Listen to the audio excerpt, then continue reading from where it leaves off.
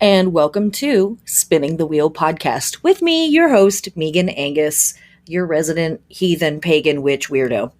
What do we do here on Spinning the Wheel podcast? We deftly weave together the patterns of the sun and moon, using fixed stars and myth and archetype as our guides within the reference and framework of the 8 Sabbats that pagans celebrate every year. That's a really fancy and kind of ridiculous way of saying that what we do here on this podcast is we look at the patterns of the moon, the patterns of the sun, our astrology, and we also look at and think about the myths that are celebrated past and present, the other holy days being celebrated past and present, and look at that all within the context of the Sabbath that we are traveling through. This week, we will be looking at Lughnasadh season, waxing half moon in Scorpio, lunar week 26, I believe, is where we are. And that whole lunar week number thing, fairly arbitrary. It is in reference to some of the calendars that folks use around the planet that are lunar based, but definitely not all of them. Let's get into it. There's a lot to talk about this week, so let's get into it. So first, I want to talk a little bit about our lunar phase that is sort of kicking off this week. We have let me go back to the page that I have the information on. We have a waxing half moon in the sign of Scorpio, and it will be at the exact degree, 23 degrees of Scorpio, at 8:19 a.m. Pacific Standard Time, later in the day for pretty much everybody else on the planet. And in a way, this moon is really kind of setting the stage, or a real nice descriptor for a lot of the other stuff that's coming up for us this week. In particular, I'm not going to talk about all of the astrology that we have going on this week, but in particular, on the same day as this waxing half moon in Scorpio, we have the planet Venus moving into Libra. And then later in the week, on the 19th, we are going to have the sun in Leo oppose Jupiter retrograde in Aquarius at 27 degrees. And on that same day, about an hour and a half later or less, we have the planet Uranus in Taurus stationing retrograde at 14 degrees. So let's talk about this a little bit. Okay, let's get into the start of this week, which begins with a waxing half moon in Scorpio at 23 degrees. And it will reach the 23 degree mark of Scorpio at approximately 8:19 a.m. Pacific Standard Time. And so later in the day for just about everybody else around the planet. What are we doing with a waxing half moon in Scorpio? Well, in weeks past and episodes past, we've talked about the 8 phases that the moon moves through as it goes through its monthly lunar cycle. And we could basically say that the waxing half moon is kind of the third stage of that process. We start with the new moon, which is like the seed underground, kind of plotting and planning, deciding if it's going to do stuff.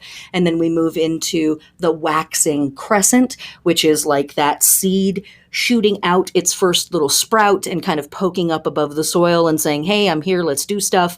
And then we move into the waxing half. And at the waxing half, the moon is square the sun in the sky. So there's a little friction at this point in the process. We start to feel a little bit of resistance sometimes at this point in the process. And there's a little bit of a like, how much do I care about this? How passionate am I? How driven am I? Do I need more clarification before I go forward? Like, what's the friction? Is it confusion? Is it doubt? What is it? Okay. And so what does all of that mean when the moon is moving through Scorpio in particular? Well, a lot of our Scorpio moons deal with resentment. They deal with funky emotional states. They deal with stuff like revenge and betrayal and all of that. And here at the waxing half, some of this is about an experience that can feel like seeking vengeance, kind of deciding, like, you know what my plan is going to be? I'm going to go out and get revenge for blah, blah, blah, blah, blah. Or I'm going to get vengeance because of blah, blah, blah that happened last month, last year, past life, whatever. A lot of our Scorpio moons are the place where in the lunar cycle, we kind of give ourselves permission to go into the funky emotional spaces. We're going to have a Scorpio moon every month. The moon moves through all of the signs every single month. So this is also not work that we don't do, right? We do this work every month. We come in and we check on this stuff on a regular basis. And so just want to kind of bring attention to the idea that at this particular phase, there can be a real sense of friction and almost a sense of being dared by the universe to go ahead and commit to this vengeance or this resentment or this revenge. And it can get pretty funky. It can get pretty weird, right? That's like tough stuff. Because we have all had a lot of shit put on our plates in the last year and a half. And if you have been paying any amount of attention, there's a lot of stuff to be resentful about right now, especially when we consider how governments around the world and ruling parties around the world have taken up responsibility or not for the populaces that they are supposedly responsible for in the midst of this once in a century pandemic, as well as every other thing that's happening around the planet. So, if you're listening to this and you're thinking to yourself, yeah, you know what, God damn it, I am actually pretty fucking resentful about stuff. I don't blame you. I don't blame you at all. There's a lot of stuff to be resentful about. And we might even say there's a lot of things to want revenge for. There's a lot of things that have happened in the last year and a half that you might want to seek some kind of vengeance for. And, let me say this. I am Aries rising, and I have Mars in Aries in the first house. So my default setting is to wake up and choose violence. Okay, so that being said, a few weeks ago we talked about the idea of revenge. And I'm not going to tell you how to live. Actually, I guess that's kind of the whole point of these classes and podcasts is I'm kind of telling you how to live. But this is what I want to say to this end. I completely understand the motivations behind acts of vengeance and acts that fall into the category of revenge. I understand. I empathize with people who have been pushed to the point where the only thing that is going to, or that appears to be something that will make them feel anything close to whole is an act like an eye for an eye. I also very much believe in the rest of the sentence, which is an eye for an eye makes the whole world blind. I in no way will ever devalue the things that have made you angry. In no way do I say, oh, get over it. Oh, it'll be fine. Oh, let it go. But what I will say is this, that while vengeance and revenge can feel amazing in the moment, oftentimes they ultimately are a drain on us. An energetic drain, an emotional drain, a psychological drain. And, some really nasty wounds have to be drained. And sometimes stuff that feels really good in the moment ultimately leaves us more depleted than when we started out. And that's what I'm going to say on the subject of vengeance and revenge, because I believe in free will. And I know that there are groups of people in this world that are all but powerless in the face of the massive global power structures that rule our lives. We've said it before on the podcast, and I will say it today, and I'm sure I will say it again in the future, but there are no ethical choices in capitalism. You're not given a good option. And when we look at the magical histories of practices like hexes and curses and bindings, those are practices that were developed by groups of people who had no other options. When we think about hoodoo curses or curses from voodoo and the practices in witchcraft and European paganism that are centered around, causing physical harm to someone or taking power away from them or debilitating them or leaving them feeble. These are practices that were developed by folks who had no other options. They could not vote their enemy out of office because they were not allowed to vote. They couldn't write a letter to their senator to say, hey, I don't like the policies of XYZ, because they possibly were never taught how to read and write. And even if they were taught how to read and write, that person in power has probably never been in a place where they had to respect this person who was not in power or authority. And I know I'm kind of leaning in on this, but I think it's really important because as a pagan in America, I have been offered two very distinct versions of paganism. And one of them, the louder version, the more popular version, the more readily accessible version of paganism, is a sterilized, pleasant, watered down, polite, please and thank you form of paganism where no one is ever skyclad and no one ever does drugs and we never have sex involved and we don't do anything that's nasty. It's the threefold law, right? Do unto others as you'd have them do unto you. And, and it harm none, do what thou wilt, and all of this, right? That is a form of paganism. That is not the form of paganism.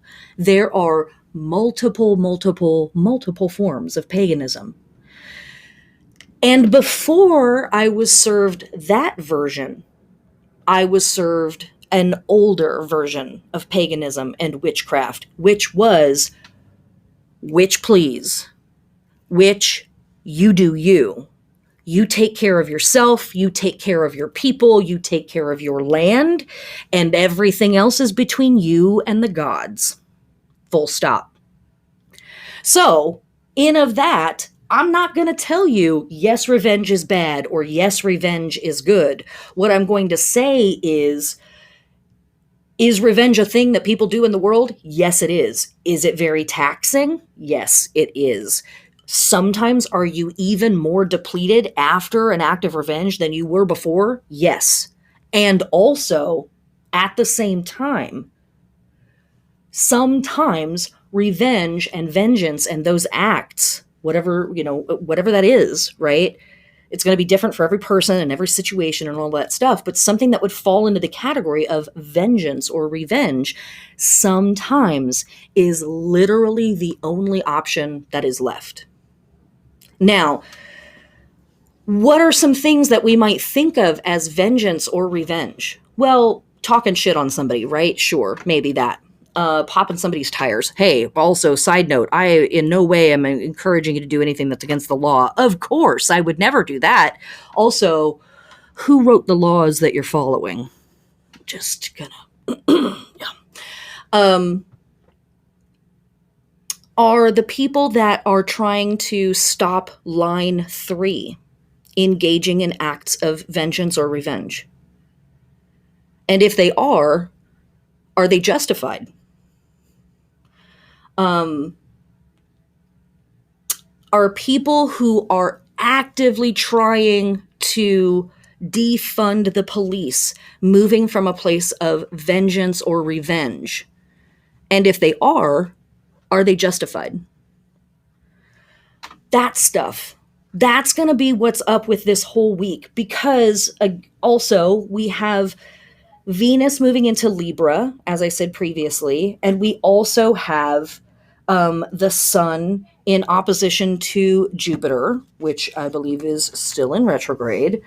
And we also this week have Uranus stationing retrograde. So, how does all of that fit into this conversation? Well, Venus moving into Libra wants everything to just be nice. Can we just get to where we have diplomacy and harmony again? And if you are a person or a member of a group of people who have been seriously harmed, seriously wronged, and that damage has never been correctly addressed, let alone rectified, Venus moving into Libra and bringing this insistence of everybody just make it nice, do whatever has to happen so we can just have it be harmonious and diplomatic again, that might really piss you off. Having somebody come in and tell you, yes, I realize that, your entire family was wiped out by a residential school, but, que sera, sera, right? It's 2021. Like, are we living in the past or what, guys? Come on, forgive and forget. You might really not want to hear that at all. And to the point where you are now fired back up again and ready to go out and seek some kind of revenge or vengeance, right? Perhaps you live in America and you have read that every single Democrat voted to take money away from any city that votes to defund their police department. What? Huh? What? That might piss you off so much that you're like, okay, all bets are off. We're doing this. And then you've got Pollyanna pockets over here, Venus in Libra, saying, oh, just keep it nice. Oh, be diplomatic. Whatever. Let's just be bygones, be bygones. Let's just be friends. And that may fire you up 10 times as much as you were fired up the day before. Coupled with that is the Sun in Leo in opposition to Jupiter retrograde in Aquarius at 27 degrees. And this is a transit that can go both ways. In fact, we get a lot of the good and the bad with this transit. Anytime Jupiter's involved in stuff, there can be an opportunity for benevolence, bounty, abundance, goodness, fun, jovial laughs, all that stuff. But the Sun opposed Jupiter can also just be more. And it can really turn into a moment of overdoing it, overindulging, overcommitting, throwing the baby out with the bathwater kind of stuff. Just really just like saying yes to the whole thing, right? So you get fired up, you get angry, you see this injustice in the world. Now people are telling you, oh, just be nice, get over it. Why are you still freaked out about this? And this Sun in Jupiter is like, you would like some extra from me? Because I actually have several bags of extra over here. I can go all day about this. And then on the same day as that, this is Thursday the 19th that we're talking about with the Sun opposed Jupiter retrograde. We also have Uranus stationing retrograde in Taurus at 14 degrees, about an hour and a half later. And as we've talked about previously, when we're dealing with the outer planets, they stay in retrograde about half of the year. So Uranus and Neptune and Pluto being retrograde or being direct kind of doesn't make a difference. But the days that they change direction, those are the days that there is a lot of oomph, a lot of And Uranus stationing retrograde, we want to watch out for stuff like rebellion, destructive urges, fighting, confinement and feeling confined. And so that can also be folks going to jail. A very serious fuck it attitude, total annoyance with your group or your affiliates or the people that you are surrounded with, as well as feeling left out. These are all things that can come about on the day that Uranus stations retrograde, as well as when the planet stations direct too, which will be in 4 or 5 months from now. So looking at all of that together, we've got our Scorpio moon, which is like, I am here for violence and I'm here for my revenge. I'm here for my vengeance. Followed up by Venus moving into Libra and saying, no, no, no, just play nice and say please and thank you and smooth it all over. Don't worry about your revenge thing. Let's just everybody, bygones be bygones. It's all fine now.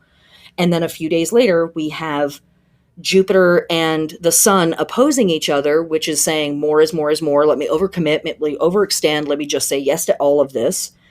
Overdo it. And then on the same day, we have Uranus stationing retrograde. My loving name for Uranus, of course, is the zodiacal table flipper, bringing in a lot of rebellion energy, destructive energy, and a real fuck it attitude. And that is why I went in so hard on our information around this Scorpio moon.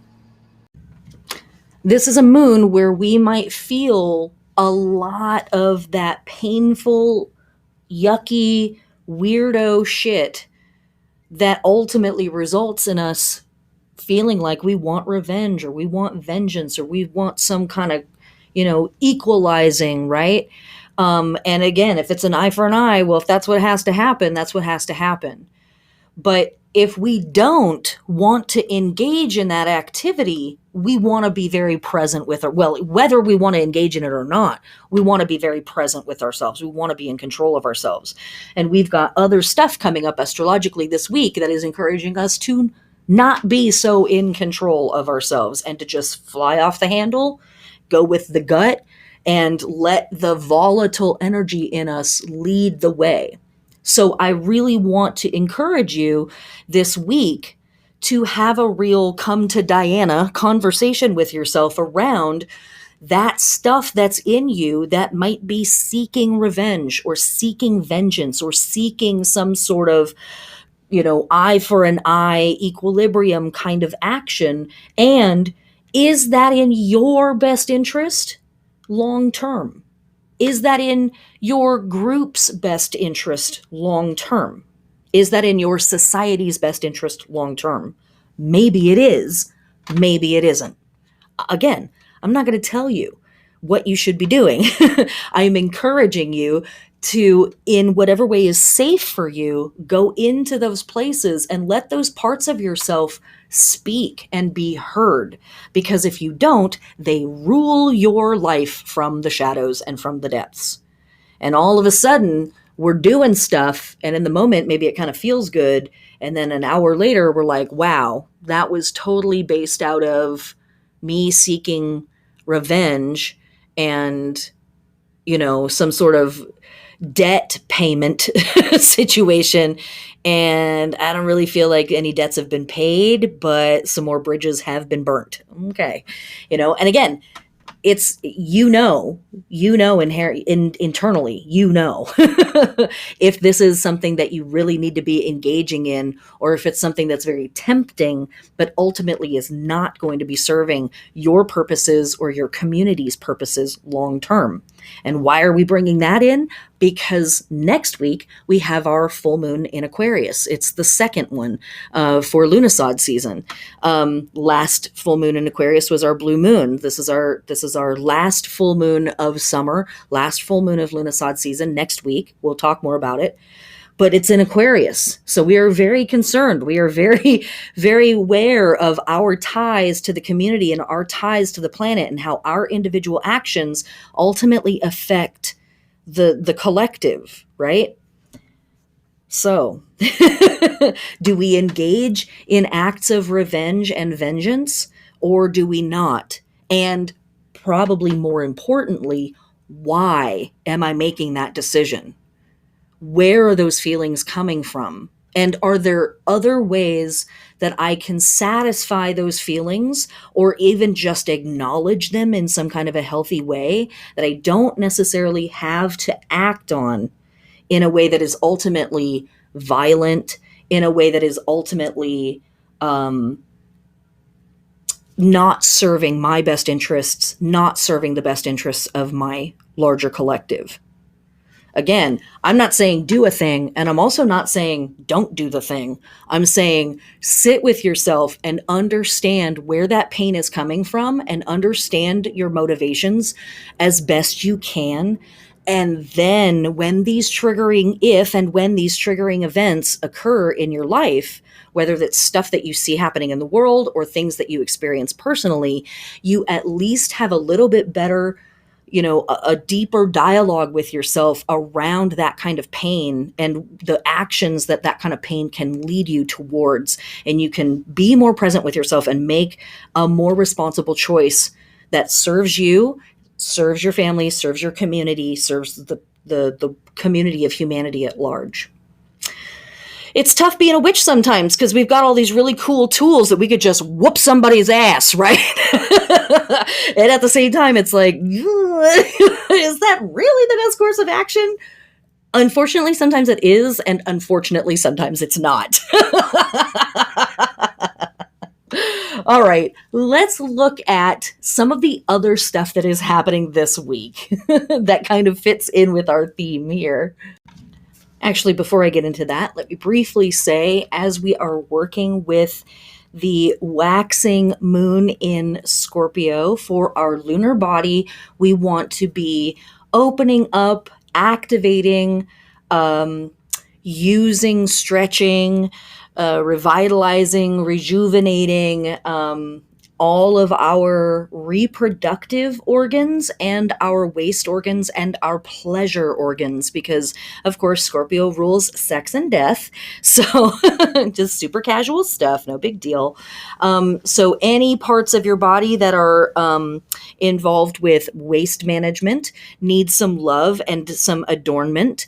Any parts of your body that are pleasure organs and any parts of your body that are reproductive organs are all ruled by Scorpio, and this is a beautiful time to open them up, activate them, adorn them, all of that good stuff. So yes, vajazzling is a sacred act. Okay, you heard it here first. Probably not, actually. And for our plant bodies with a waxing moon in Scorpio, we want to be planting, transplanting, or grafting any plants that we want to encourage above ground growth. So if you have plants that you know can flower or produce fruit or veg or any of that kind of stuff, and you need to plant them now or transplant them now, that's a great day for it. Or this is a great day for it. This moon in Scorpio the next couple days. Okay. Now, let's get into some of the other stuff that's happening this week. Okay, Sunday, August 15th at 8:19 a.m., we have the moon at a waxing half at 23 degrees of Scorpio. And we've already talked about what all of that good stuff means and what we might be doing with that.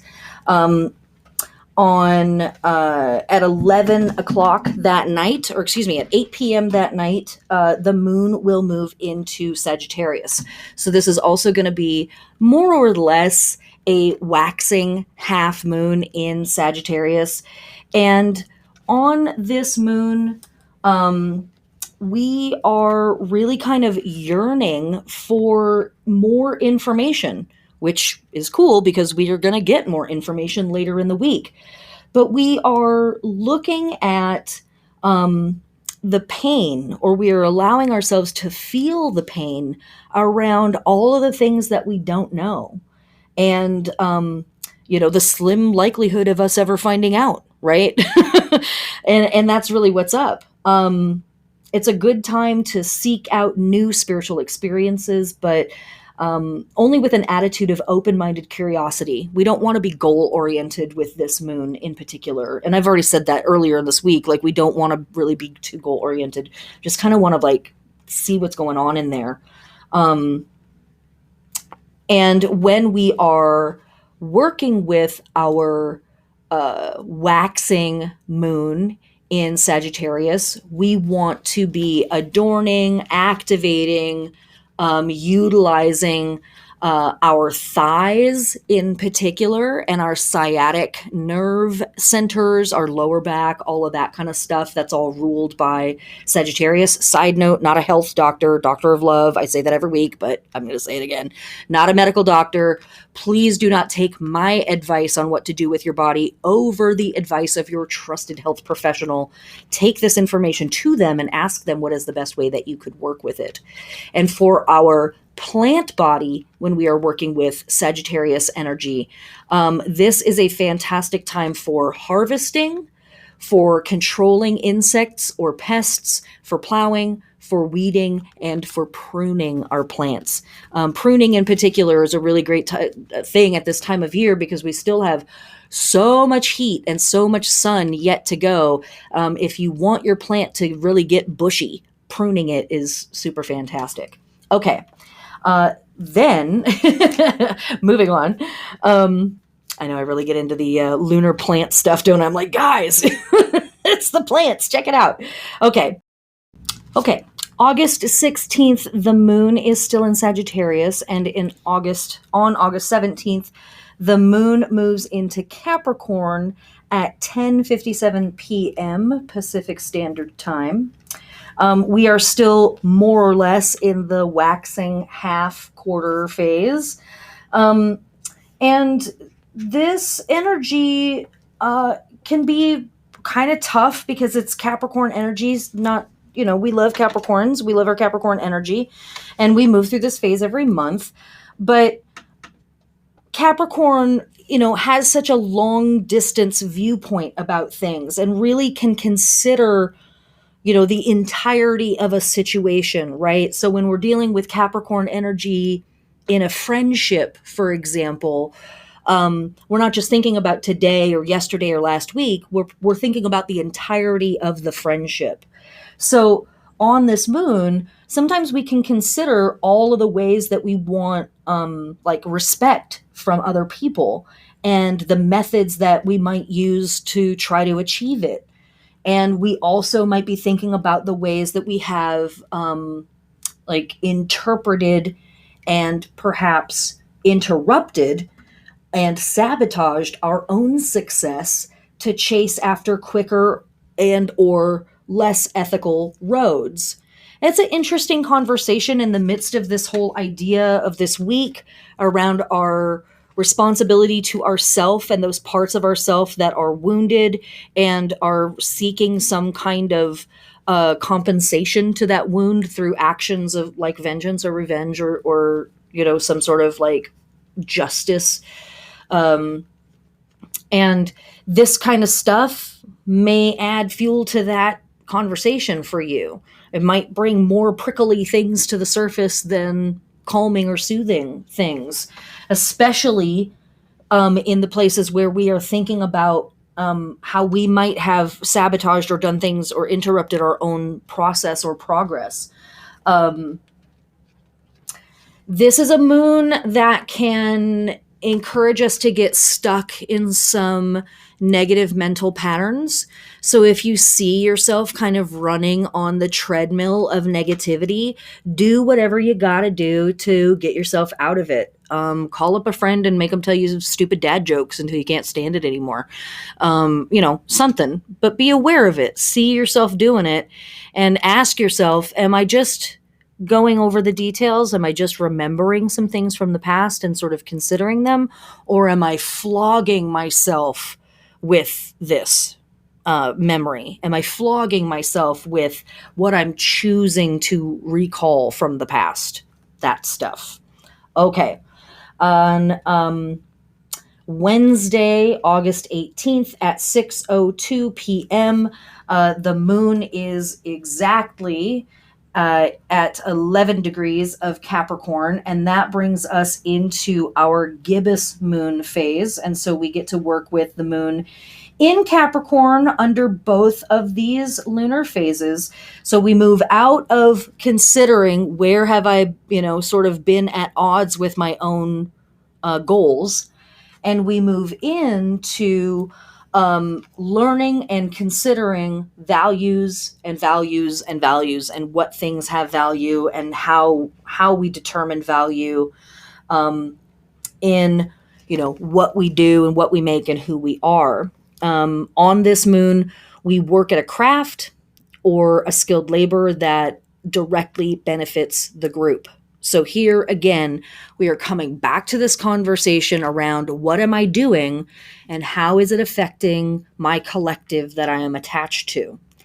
And we talked a little bit about this lunar phase last month as well, because we worked through this lunar phase last month. So while we are working on our craft or we're working our skilled labor that is of benefit to the group, we are also not necessarily donating it.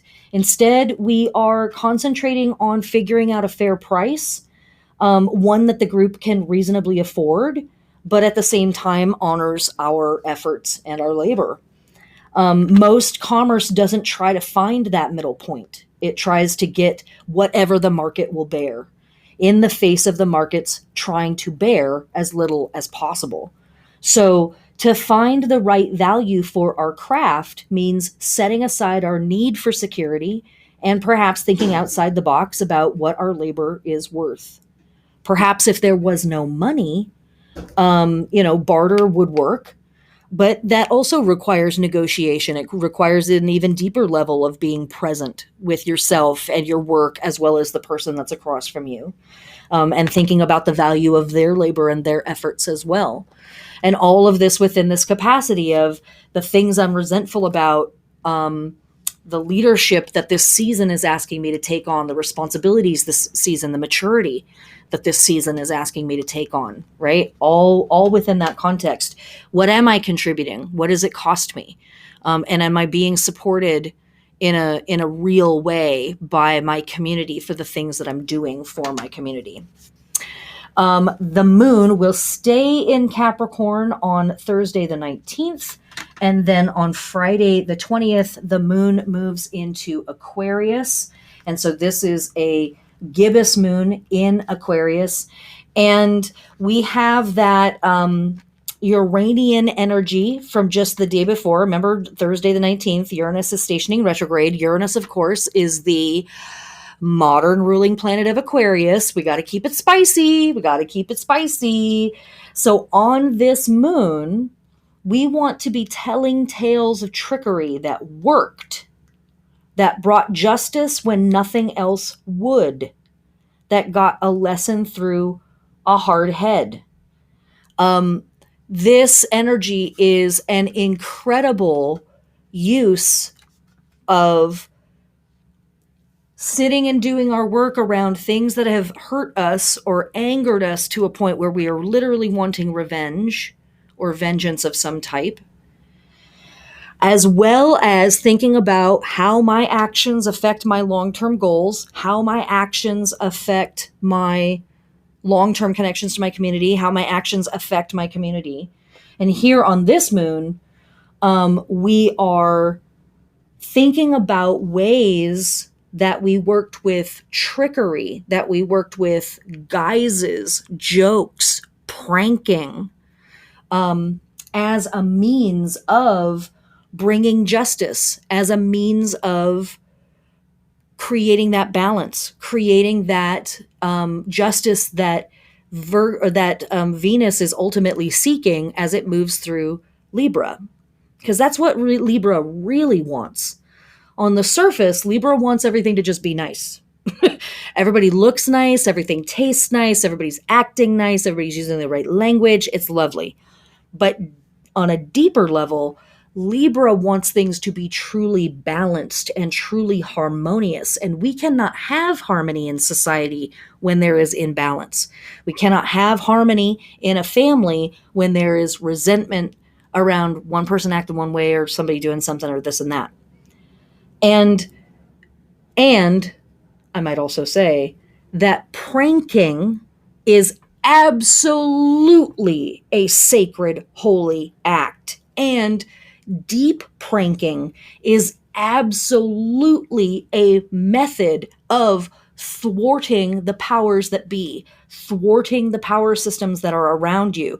Pranking is one of the great and honored acts of revenge that counterculture groups have utilized to make a joke, make a point, and also take the legs out from underneath a system that's ultimately damaging the environment, hurting people, what have you. So this whole week is really asking you to sit in your pain, understand your motivation about doing things. It's giving you temptations to act in the short term, but it's also giving you opportunities to look at the long-term goals and think about how could we be creative? How could we be innovative and still satisfy that thing in us that would like a little revenge, but do it in a way that is embracing our spirituality, embracing our integrity, embracing our personal long-term goals, our value, our worth, maybe incorporates something that we do, that a skill that we have, and also honors the ultimate goals and the ultimate long-term outcome of the community and the society that we're connected to. Just that stuff, guys. That's all we're doing this week. That's all. Just a little bit of magic. It's no big deal. It's absolutely fine. Very, very quickly, our astrology for the week. Starting on Sunday, August 15th, we have Mercury in Virgo square the North Node in Gemini at 7 degrees, and we have Venus moving into Libra. On August 17th, we have the moon moving into Capricorn. Oh, I already did all the moon stuff. I'm not going to do it again. On August 18th, we have Mercury in Virgo conjunct Mars in Virgo at 12 degrees. Yes, that will be another opportunity to have an argument with someone. On the 19th, we have the sun in Leo opposing Jupiter retrograde in Aquarius at 27 degrees. We also have Uranus stationing retrograde in Taurus at 14 degrees. On Friday the 20th, we have Mercury in Virgo trine Uranus retrograde in Taurus at 14 degrees. And on Saturday the 21st, we have Venus in Libra trine the North Node in Gemini at 7 degrees. And we also have Mars in Virgo trining Uranus in Taurus at 14 degrees. Good luck out there, kids. It's a spicy week. It's a tough week. We have a lot of opportunities to pop off and a lot of opportunities to satisfy short-term urges in us.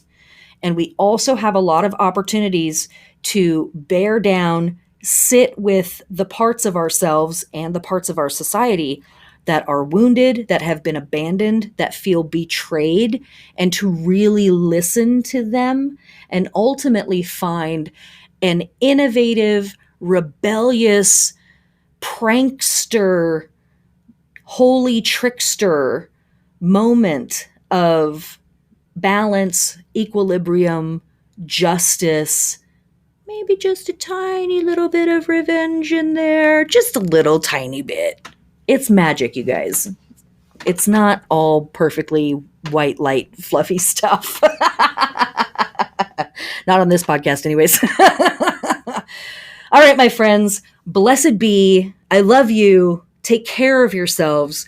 Drink some water. Eat some food. Laugh with someone, a stranger, even better than a friend, perhaps this week. Maybe have a nice masturbation session.